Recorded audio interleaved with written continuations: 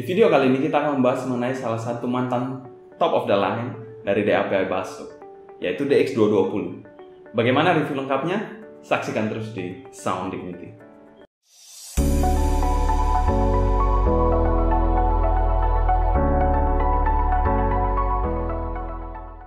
Hello audio lovers, welcome back to Sound Dignity. Bersama dengan saya Sebastian, yang akan share bersama kalian mengenai dunia audio portable dan desktop audio. Hari ini kita akan membahas mengenai produk dari brand Ibasso. Yup, Ibasso sendiri mungkin tidak asing lagi di telinga audio lover. Mereka memproduksi banyak DAP yang cukup fenomenal. Sebut saja seperti DX90 yang pada tahun 2006 merupakan DAP pertama yang menggunakan dual deck. Selain itu juga di tahun-tahun berikutnya mereka merilis DX200 yang merupakan DAP yang cukup fenomenal dan memiliki kemampuan untuk melakukan switchable amp. Di tahun 2019 kemarin, mereka merilis TOTL mereka, yaitu DX220. Di tahun 2021, mereka juga merilis TOTL baru mereka, yaitu DX300 yang menggantikan TOTL lama mereka, yaitu DX220. DX220 sendiri menggunakan layar 5 inch dengan resolusi 1080p Full HD. Yang spesial di sini, dia menggunakan dual deck dari desktop.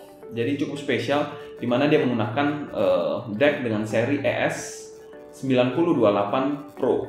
Selain itu juga sudah disematkan Bluetooth 5.0 dan mendukung kodeks aptX LDAC. Dan yang paling menarik dari DX220 di sini, dia juga masih support M-Card dari seri-seri sebelumnya, yaitu DX200 dan DX150. Jadi M-Card yang ada di pasaran saat ini, dari M-Card M2 sampai M-Card M9, didukung oleh DX220 sendiri, sehingga kalian dapat mengganti-ganti M-Card-nya untuk memberikan suasana atau tuningan yang berbeda. DX220 sendiri, M-Card bawaannya adalah M-Card 1, di mana dia memiliki 3 jack, yaitu jack line out, sebuah jack line out, lalu ada juga jack 3,5 mm dan 2,5 mm balance output. Untuk harga sendiri, DX220 dipasarkan di harga $899 atau setara dengan 14 juta pada saat perilisannya pada tahun 2019. Untuk posisi sekarang, DX220 sendiri sudah discontinue. Untuk packaging dari DX220 sendiri, dia menggunakan packaging dual tone seperti ini, di mana ada merah marun, warna merah marun, dan satu lagi ada warna pearly silver, dan cukup kromatik dan cukup eye-catching untuk packagingnya.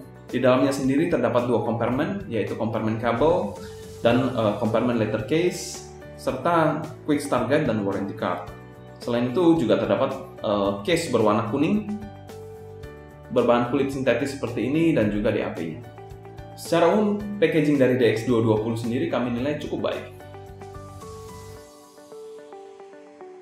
Untuk user experience dari DX220 sendiri, layar dari DX220 sendiri, kalau misalnya kita lihat di sini, cukup tajam dan sangat menarik perhatian. Selain itu juga, di dalamnya disematkan RAM 4GB. Mungkin kalau kita ingat di tahun 2019, DAP pertama yang menggunakan RAM 4GB adalah DX220. Kalau mungkin kita bilang di tahun 2019, HP dengan RAM 4GB itu biasa saja. Tapi kalau untuk sebuah DAP, RAM 4GB adalah sebuah terobosan di bidang hardware untuk sebuah DAP. DX220 sendiri juga sudah mendukung port Type-C dan mendukung quick charge untuk melakukan proses pengecasan baterainya. Selain itu juga, software dari DX220 masih cukup konsisten menggunakan dual boot. Yang pertama adalah Mango OS, yang kedua adalah Open Android Source, di mana kalian bisa memilih 2 software tersebut untuk memaksimalkan experience dalam mendengarkan musik. Untuk volumenya sendiri, DX220 sendiri sudah didukung volume wheel dengan 200 klik, jadi ada 200 klik. Selain itu juga didukung dengan 7 digital filter dan 3 pilihan gain, yaitu low gain, high gain, dan medium gain. Untuk user experience dari DX220, pada saat kami mencobanya, terasa cukup smooth dan cukup baik untuk mendengarkan musik. Dan secara umum kami nilai user experience dari DX220 termasuk salah satu user experience yang cukup baik. Kita lanjut ke build quality. Untuk build quality dari DX220, dia sendiri menggunakan bahan dari aluminium. Kalau misalnya kita lihat di sini, dia bahannya aluminium dengan desain yang industrial. Tapi kalau untuk size, kalau memang kita biasa menggunakan HP yang ringan, saat memegang DX220 akan terasa sedikit bulky. Mungkin lebih tebal dari HP pada umumnya, 2 kali lebih tebal mungkin.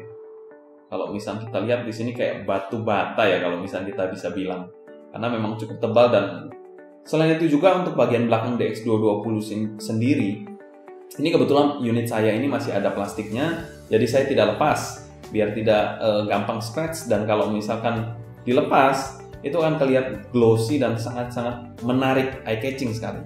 Tapi itu akan menjadi salah satu finger magnet, dan yang kedua saya rasa akan mudah tergores juga untuk bagian belakang. Sehingga di sini unit saya memang masih ada plastiknya untuk melindungi hal tersebut. Untuk desain dari tombol-tombolnya sendiri, dia berfokus pada bagian kanan layar, di mana di sini terdapat volume wheel, lalu tombol play pause, dan previous dan next track. Dan kalau misal saat penggunaannya akan seperti ini, cukup memudahkan untuk menavigasi saat mendengarkan musik. Untuk build quality dari DX220 sendiri, kami nilai ini adalah salah satu build yang berkualitas. Untuk tonalitasnya dari DX220 ini bisa dikategorikan netral. Tapi kalau dibandingkan dengan DX200 pendahulunya, arah tonalitas dari DX220 ini mungkin bisa dikategorikan sedikit warm dibandingkan DX200 ya. Tapi secara umum, tonalitas dari DX220 di sini adalah netral.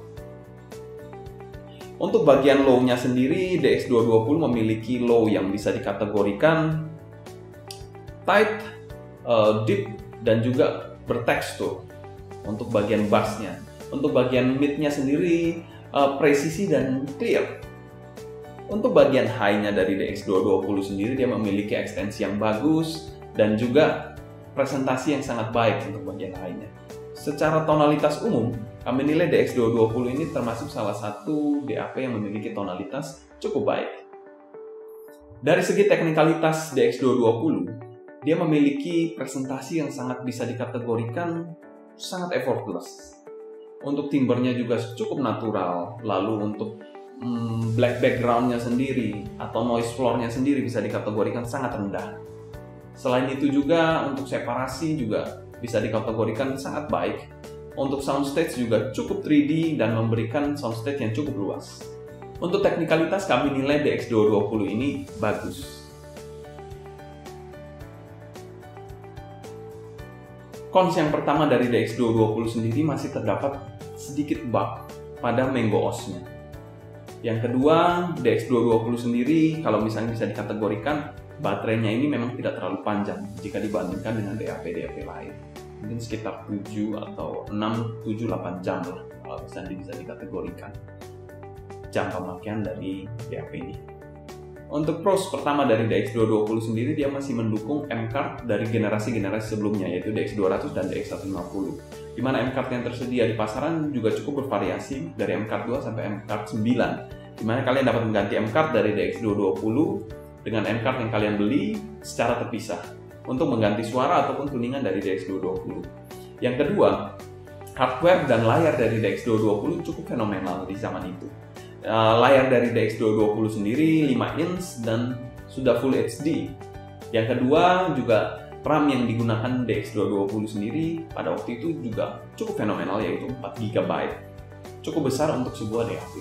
Untuk value for money dari DX220 sendiri di harga $899 atau setara 14 juta, kami nilai DX220 sendiri merupakan DAP dengan harga wajar.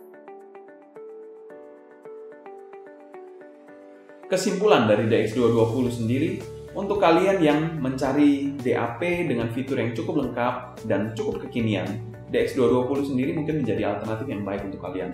DX220 juga didukung oleh M-Card yang cukup bervariasi di pasaran, sehingga hal ini akan mempermudah kalian yang mudah bosan dengan satu sound signature saja.